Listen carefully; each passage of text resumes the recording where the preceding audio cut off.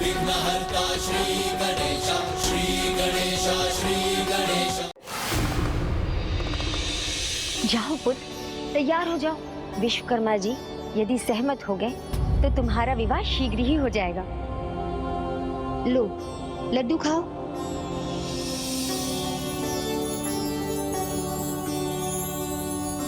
मैं भी जाती हूँ। तैयार होकर मुझे उनके स्वागत की तैयारी करनी है।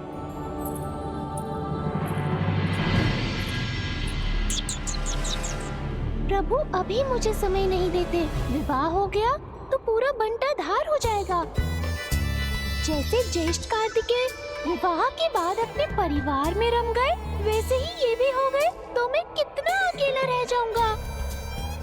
देखो प्रभु को, यहाँ मैं चिंता में घुला जा रहा हूँ और वहाँ वो है कि लड्डू पर लड्डू खाए जा रहे हैं। प्रभु, संकट ही नहीं, महासंकट की छाया है आपके सर पर, और आप है कि लड्डू के लालच में सब भूले जा रहे हैं। तो क्या करूं मूषक जी, मुझे अपनी इच्छा से लड्डू खाने की भी छूट नहीं है क्या? समस्या की गंभीरता को समझिए प्रभु। विवाह हो गया ना तो अपने मन से कुछ भी करने की छूट नहीं रहेगी। क्या? हाँ। क्या समस्या इतनी बड़ी है? इसका तो मुझे अनुमान ही नहीं था। इधर इस ओर आइए प्रभु, मैं समझाता हूँ।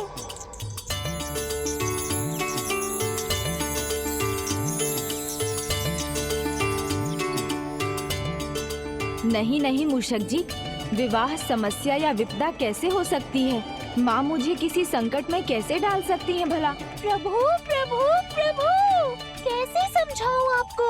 जो भूत भविष्य सब देख लेते हैं, वो इस बात को क्यों नहीं समझ पा रहे हैं कि विवाह के बंधन में उलझेंगे तो बस उसी में उलझ कर रह जाएंगे। सारी स्वतंत्रता मिट जाएगी। आप स्वयं ही सोचिए प्रभु, भ्राता कार्तिकेय के विवाह के पश्चात आप उनसे कितनी बार मिले हैं? पहले वो आप सबके साथ कितना समय बिताते थे, परंतु जब से उनकी शादी हुई है तब से सब बदल गया। मूषक जी, आप तो ऐसे रो रहे हैं जैसे विवाह एक दुर्घटना है, पर माँ का तो कहना है कि विवाह एक शुभ घटना है जो समय आने पर सबके जीवन में आती है।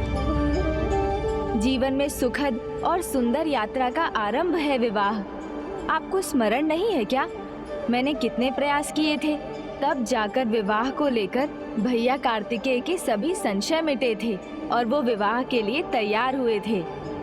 उनकी बात और थी, आपकी बात और है। उनके जीवन को स्थिरता की आवश्यकता थी, पर आप पर तो पहले से ही इतने सारे उत्तरदायित्व हैं। संसार में कहीं भी कभी भी कोई विपदा छाती है तो सभी आपको ही याद करते हैं। फिर आप दुखियों के कष्ट मिटाने जाएंगे या विवाह बंधन में बंध कर बैठे रहने पर विवश हो जाएंगे? जैसे यहाँ प्रभु महादेव है और वहाँ दक्षिण में भैया कार्तिकेय। आपकी बात मानता हूँ, विवाह सुखद भी है, सुंदर भी, पर अभी आपके लिए उसका उचित समय नहीं आया है प्रभु।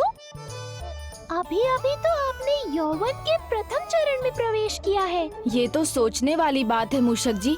तो क्या मैं एक बार विवाह के बंधन में बंध गया फिर मैं जगत कल्याण के कार्य नहीं कर पाऊंगा? परंतु भ्राता कार्तिकेय भ्राता कार्तिकेय की बात अलग है प्रभु, वो आपसे बहुत बड़े हैं, जबकि आप अभी इतने छोटे हैं। फिर पत्नी की जिम्मेदारी को कैसे निभा पाएंगे? आप उचित कह रहे हैं मूषक जी, परंतु विवाह कोई बुरी घटना नहीं है, किंतु मैं इस उत्तरदायित्व के लिए अभी तैयार नहीं हूँ। तो फिर ये विवाह रुकवा दे? किंतु माँ ने ठान ली है तो उन्हें रोकने का भी तो कोई उपाय होना चाहिए। उपाय की चिंता छोड़िए प्रभु, वो मैं सोच चुका हूँ। सब कुछ आपसे ही सीखा है प्रभु। समाधान पहले सोचता हूँ, समस्या बाद में बताता हूँ। अच्छा, तो बताइए क्या है योजना? ध्यान से सोचने पर जटिल से जटिल प्रश्नों के उत्तर भी प्रश्नों में ही छिपे मिल जाते हैं। मूषक जी, नहीं बताना है तो मत बताइए, ऐसे पहेलियाँ बुझाने का कोई लाभ नहीं। ओहो प्रभु, थोड़ा तो धैर्य रखिए। अच्छा ये बताइए, माता ने क्या कहा था? विश्वकर्मा जी आएंगे, उनकी सहमति होगी तब होगा विवाह, और यदि वो सहमत नहीं हुए तो? क्यों नहीं होंगे सहमत? मैं क्या इतना बुरा हूँ? नहीं नहीं प्रभु, मैं ये कहाँ कह रहा हूँ। बस आपको योजना बता रहा हूँ। कुछ ऐसा करना होगा जिससे विश्वकर्मा जी आपको देखे और मना कर दें। बस यही एक उपाय है, विवाह टालने का और अपनी स्वतंत्रता बनाए रखने का। पर ये कैसे होगा मूषक जी? मैं प्रथम पूज्य देवता हूँ। सभी देवता मेरे नाम भर से सहमत हो जाएंगे, कोई मना नहीं करेगा। वो आप अपने इस सेवक पर छोड़ दीजिए। योजना का प्रथम चरण है उन्हें मार्ग में ही रोक देना।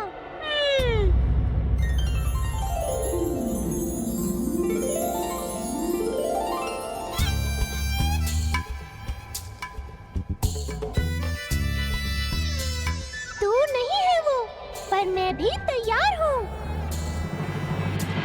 पिताश्री, आप हमें कैलाश तो ले जा रहे हैं, परंतु मैंने सुना है वहाँ सांप, बिच्छू, भूत, प्रेत सब रहते हैं। हाँ पिताश्री, ये तो मैंने भी सुना है। फिर भी कैलाश का स्थान देवलोक से ऊपर क्यों है? देवलोक में शांति है, किंतु कैलाश में अनेकता में एकता है। नंदी हो या सिंह सोम नंदी, मयूर हो या वासुकी नाग या फिर मूषक, सभी में एकता है। संसार जिनका परित्याग करता है, कैलाश उन्हें बिना भेदभाव के प्रेम भाव से सहर्ष अपनाता है। इसीलिए कैलाश का स्थान देवलोक स्वर्ग से भी कहीं ऊपर है। पुत्री, यदि तुम्हारा विवाह यहाँ हो जाता है तो ये तुम्हारा परम सौभाग्य होगा। किसी और का सौभाग्य मेरे प्रभु का दुर्भाग्य नहीं बनने दे सकता मैं। ये विवाह तो मैं रोक कर ही रहूंगा। मेरी युक्ति का कोई उत्तर नहीं होगा उनके पास। सब कुछ ठीक हुआ तो विश्वकर्मा जी यहीं से उल्टे पांव लौट जाएंगे। पर हमें करना क्या है? वो यहाँ से जाएंगे तो मैं अपने शब्दों से उनके मन में संदेह की अग्नि जलाऊंगा। एक बार चिंगारी भड़क गई तो आपको आकर बस उसमें घृत डालने का कार्य करना है। वेदों और पुराणों में अनंत ज्ञान छिपा है, वो सब मुझे कंठस्थ है, किंतु आपकी बात आप ही समझिए महाज्ञानी मूषक जी। ये क्या कह रहे हैं प्रभु? मेरी योजना के प्रति मेरे ही मन में संदेह उत्पन्न करवा रहे हैं। आपको बस इतना करना है कि मैं जो भी कहूँगा आपको अपने व्यवहार से उसका प्रमाण देना है।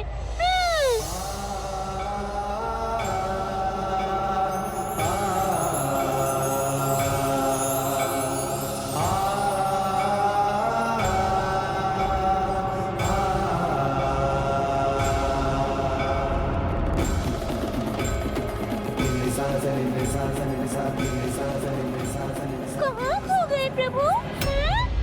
ध्यान मत भटकने दीजिए, बस ये समझिए कि आपको करना क्या है। ये मुझे क्या हो रहा है?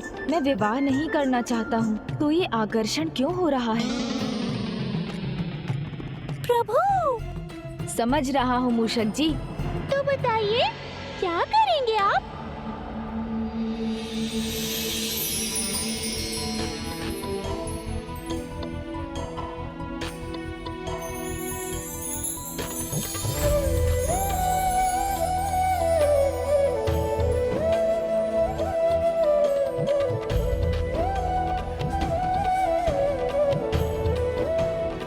शांत क्यों हो गए? बताइए ना, क्या करेंगे आप? प्रभु, आप ठीक से समझे कि नहीं?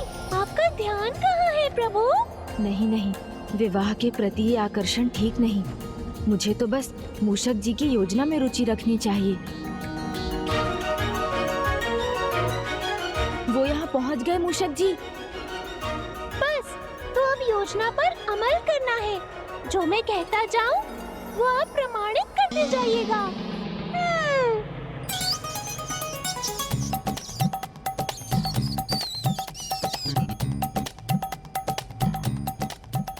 प्रणाम देव शिल्पी विश्वकर्मा जी, किंतु यहाँ कहाँ जा रहे हैं आप? मूषक जी, बड़े ही शुभ विचार से आया हूँ। आपके प्रभु श्री गणेश जी के लिए विवाह का प्रस्ताव लेकर जा रहा हूँ।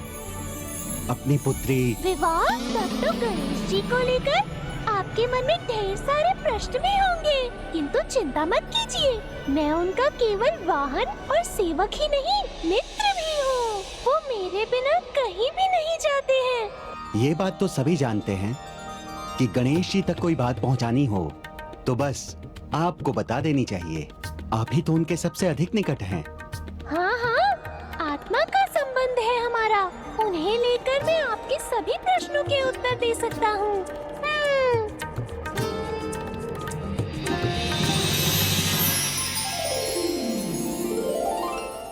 प्रथम पूज्य है वो, पार्वती नंदन है। सब उन्हें गजानन, गणपति एवं विघ्नहर्ता के रूप में भी जानते हैं। पर जो मैं जानता हूँ वो तो मात्र मैं ही बता सकता हूँ। अच्छा, तो पहले मेरे प्रश्न का उत्तर दीजिए मूषक जी कि आप यहाँ क्यों हैं? ओह, वो गणेश जी के भोजन का समय है ना, तो वहाँ उस पहाड़ी पर दुर्लभ फल है, वो लेने जा रहा हूँ। कैलाश से अधिक दुर्लभ और स्वादिष्ट फल और कहाँ मिलते हैं? वही तो, उनकी सरलता में भी कठिनाई है। मतलब मैं कुछ समझा नहीं। मैं समझाता हूँ ना। अब देखिए, दुर्लभ फल के बिना वो भोजन नहीं करेंगे। मैं तो सेवक ठहरा, जाऊंगा भी और फल लाऊंगा भी, पर ऐसी दुर्गम पहाड़ियों पर चढ़ना सबके वश में थोड़ी ना है।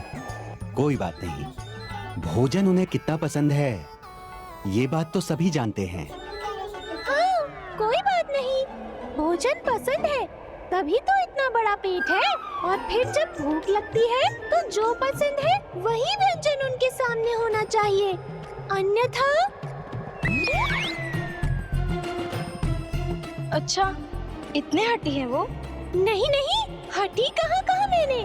वो माता पार्वती के लाडले हैं ना। उनके मुंह पर कोई भी बात आए उसके पहले ही माता उनकी मांग को पूरी कर देती है। अब मान लीजिए उनका बड़ा लड्डू खाने का मन है और कोई छोटा लड्डू सामने रख दे तो क्रोध तो आएगा ही ना। क्रोधी भी है। नहीं नहीं, ऐसा नहीं है, किंतु है तो महादेव के पुत्र ही ना। संसार जानता है महादेव भोले भंडारी है, तो उनका क्रोध भी संसार में किसी से नहीं छुपा। महादेव ने तो क्रोध में अपने पुत्र का ही शीश काट दिया था। पुत्र में पिता की छवि होना तो स्वाभाविक है ना। मूषक जी, आप कितनी पुरानी बात कर रहे हैं? मन के पुराने घाव कभी भी हरे हो सकते हैं, और इनके घाव तो मन में ही नहीं, इनके शीश पर भी है। अब किसी के साथ बचपन में ही ऐसी घटना घटी हो तो वो कभी न कभी तो बावलेपन में दिखाई देगी ही ना। बावलापन वो भी होता है उनके साथ? नहीं नहीं, बुद्धि विधाता बावले कैसे हो सकते हैं? हाँ, ये बात है, बुद्धि अधिक हो तो अपने सामने किसी को कुछ नहीं समझते, न किसी की कुछ सुनते हैं। मूषक जी मेरी बुराई कर रहे हैं या प्रशंसा, कुछ समझ नहीं आ रहा है। तो क्या वो अहंकारी भी हैं? नहीं नहीं, बिल्कुल भी नहीं। अहंकार तो उन्हें छूकर भी नहीं गया है। अब बताइए, कोई इतना गुणवान हो, उसका आकार, उसका शरीर बड़ा हो, उसके बगल से कोई निकले, भले ही वो देव शिल्पी विश्वकर्मा जी ही क्यों न हो, और वो न देखे, न अभिवादन करे, तो इसे अहंकार थोड़ी कहेंगे। अब इसका प्रमाण मैं क्या दूं आपको? प्रमाण तो आचरण से ही मिलेगा। वही तो है प्रमाण। वो तो तभी मिलेगा जब गणेश जी स्वयं यहाँ आए और आप सभी को अनदेखा कर यहाँ से निकल जाएं। जो मैं कहता जाऊँ वो आप प्रमाणित करते जाइएगा। ओह, समझा। ये उनके प्रति मेरे निरादर प्रदर्शित करने का संकेत है। अब मुझे उनके सामने से ऐसे निकलना है जैसे मैंने उन्हें देखा ही नहीं।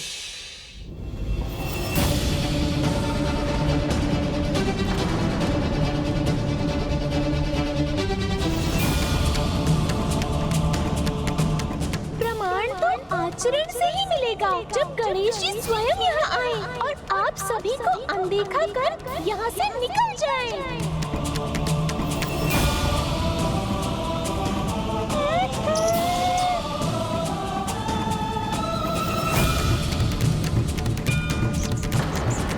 ऐसे ही बढ़ते रहिए प्रभु, जाइए जाइए।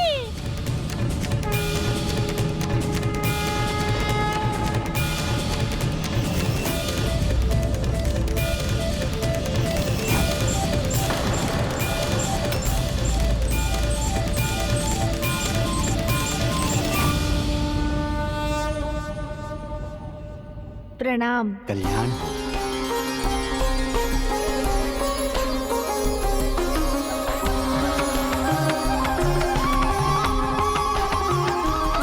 प्रभु, ये छोटी सी बात नहीं रख सके, मेरी सारी योजना पर पानी फेर दिया।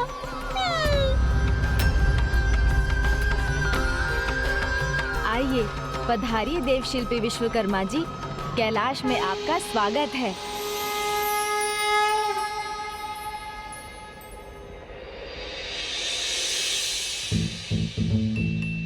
प्रभु, अपनी अच्छाई का नहीं, बुराई का प्रमाण देना था आपको। ध्यान रखिए, कोई भी व्यक्ति अपने स्वभाव के विपरीत व्यवहार नहीं कर सकता। मैं तो बिल्कुल भी नहीं। तो फिर आप भी ध्यान रखिए प्रभु। हो जाइए तैयार अपने विवाह के लिए।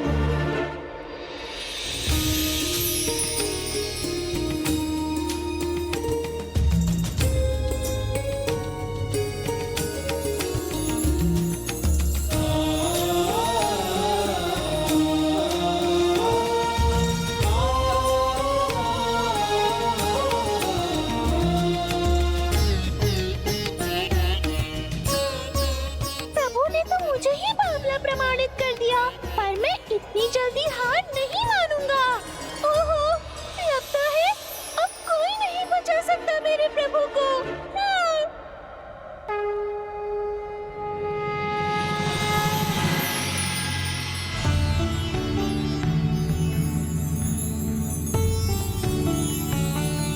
लगता है आपकी भेंट तो पुत्र गणेश से मार्ग में ही हो गई। हाँ माहेश्वरी, जो हुआ आपके संदेशानुसार ही हुआ। यदि आपका संदेश ना मिलता तो संभवतः हम उल्टे पांव लौट जाते। संदेश? कैसा संदेश माँ? माँ तो माँ ही होती है, अपने पुत्र के प्रत्येक विचार को भांप लेती है, और पुत्र के विचार समझने हो तो माँ को उसके मित्र के विचार भी तो समझने पड़ते हैं। मेरी ओर मत देखिए, सारी योजना मेरी ही थी।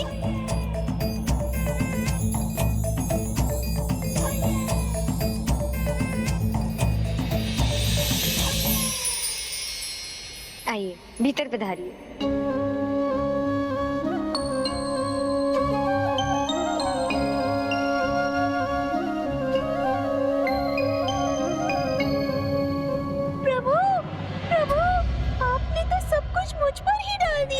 चलिए कोई बात नहीं, मैं सच्चा सेवक हूँ, अपने कर्तव्य पर अड़िग रहूंगा, आपको अकेला कभी नहीं छोड़ूंगा। पर लगता है अब मैं कुछ भी कर लूँ, कोई लाभ नहीं होने वाला। हाँ, नहीं नहीं, मेरा अर्थ है। सब समझता हूँ मैं, आप मुझसे नहीं छिपा सकते। किंतु आपकी योजना तो पहले ही व्यर्थ हो गई। अब ये विवाह नहीं टल सकता। विचलित मत होइए प्रभु, जो भी होगा उसमें मूषक आपका साथ देगा। किंतु प्रभु, मोहित होने के पहले, विवाह करने के पहले कन्या को परखिए तो सही। ये तो जानिए, दोनों में से आपका विवाह किसके साथ होने वाला है। हाँ, ये तो सही है। विवाह से पहले कन्या को जानना तो आवश्यक है। ध्यान रहे, अतिथियों के सत्कार में कोई त्रुटि नहीं होनी चाहिए। जया, अतिथि को मिष्ठान दो। माँ, आपसे कुछ बात करनी है। हाँ पुत्र, बोलो, क्या बात है? विवाह की बात तो मैं मान रहा हूँ, किंतु मुझे कन्या को और कन्या को मुझे जानना भी तो आवश्यक है। कैलाश बड़ा अद्भुत स्थान है, जहाँ शत्रु भी प्रेम से रहते हैं। जो कन्या योग्य होगी वही तो इसे संभाल सकेगी। तुम वास्तव में बड़े हो गए हो गणेश, विवाह करने योग्य हो ही गए। तुमने जो भी कहा उचित है। जो भी प्रश्न पूछकर तुम परखना चाहते हो उसकी अनुमति है पुत्र। और मेरा ये मानना है कि विश्वकर्मा जी को भी इसमें कोई आपत्ति नहीं होगी। किंतु माँ, मैं परखूं किसे? बाहर तो 2 कन्याएं हैं। मेरा विवाह उनमें से किससे होगा ये तो मुझे पता ही नहीं। ये तो विश्वकर्मा जी ने मुझे भी नहीं बताया। किंतु पुत्र, ये उनसे अधिक तुम पर निर्भर करता है। प्रश्न तो तुम्हें दोनों से ही पूछने होंगे। हाँ माँ, ये तो उचित सुझाव है, ऐसा ही करूँगा।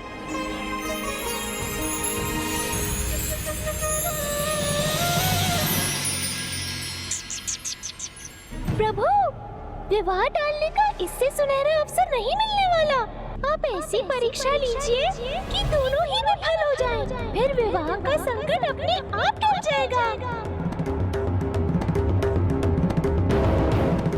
हाँ, मैं ऐसी कठिन परीक्षा लूंगा जिसका उत्तर देना सरल नहीं होगा।